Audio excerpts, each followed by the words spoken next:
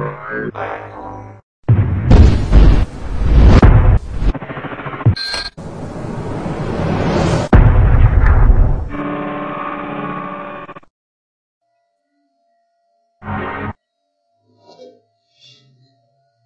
is a review on the Kimura 2.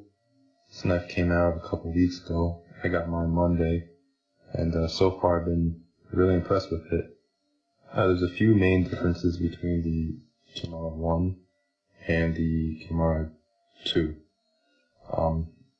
As you can see right off the bat, Kershaw, who designs this knife for Bradley, they went with a skeletonized hand pattern.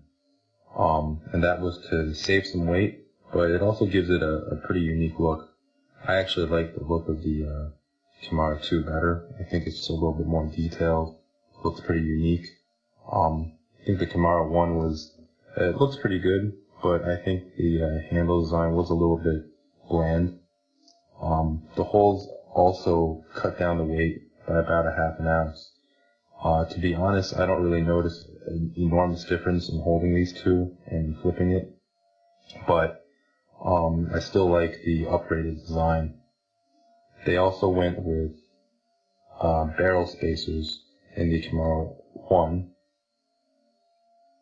In the Kimura 2, whereas in the Kimura 1, they have just a solid piece of metal cut kind of in the shape of a triangle. And that was also to save some weight, and I think it actually makes the handles a little bit more well balanced. Having this big piece of metal here in the Kimura 1 makes it a little bit heavy toward the end of the handles, whereas it keeps it a little lighter. The latch, although my latch on my Kimura 1 did break, they are the same. The Kimura 1, my latch actually felt a little bit tighter when I first got it. This one, right out of the box, is a little bit looser, but it still holds pretty well, so if you did carry it, I feel pretty confident that this wouldn't open on here.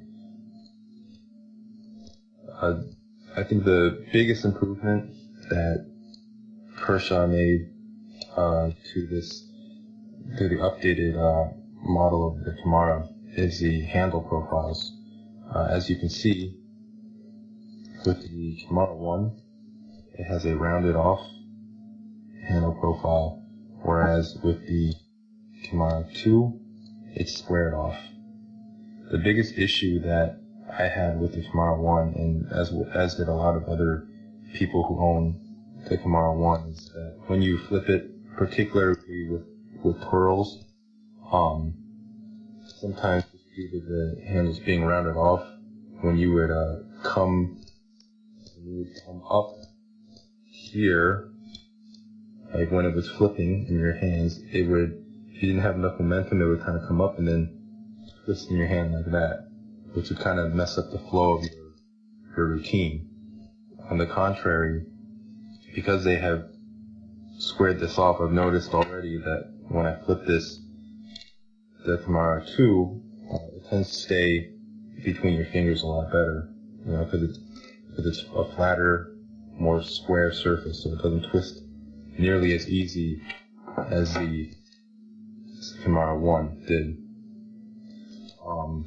You can see right away that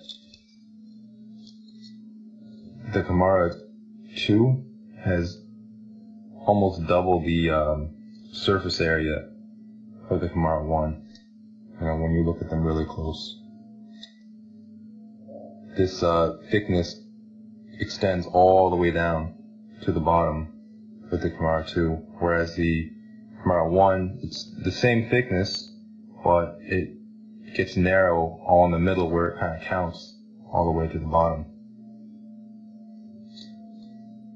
The other thing they changed with the Kimura 2 is they used a different type of washer or spacer in the pivots. I think it's phosphorus bronze, but I'm not positive. Just what it looks like. The camera doesn't really pick up on it here. the Kimura 1 uses these white nylon washers. The nylon works okay. It's actually pretty smooth. But I think that these new washers allow for just a tighter fit. And when you flip it, you definitely notice it. It definitely feels a lot more precise. It's just a tighter performing Balisong, in my opinion. And if you notice there's not much movement. There's not a whole lot of play at all. The Kimura 1, it has a little bit more play. It's not quite as tight. The pivots on the Kimura 2 use blue Loctite, according to Kershaw. That makes it easier to adjust, and if you ever have to disassemble it, it makes it a lot easier. However, these back of the screws, the cups that hold the screws they're not press fit. They are like the Kimura 1. So if you want to adjust it, you have to squeeze the handles tight or push the blade down against the table and torque them out, which is a little bit of a hassle. So I would hope that in future designs, Bradley, Kershaw, either press fit these or maybe make a slot here so that you can get in there with a screwdriver and hold it down. So if you want to make any adjustments to pivots, it wouldn't be too difficult, because I've heard of all kinds of stories with the Kimura 1 where people had to use a soldering iron, held it over a stove to break the red Loctite, or they even tried to slot these themselves with a Dremel with not too much success to adjust these pivots. Personally, I never had to adjust the pivots on the Kimura 1.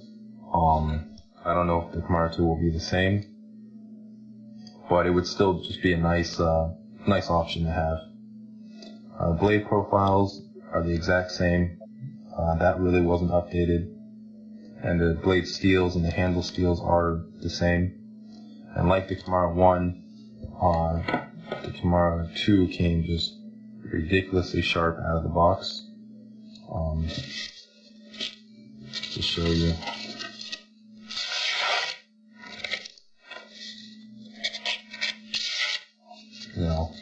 Came really nicely, with a really nice edge. So when you're flipping it, just be very careful.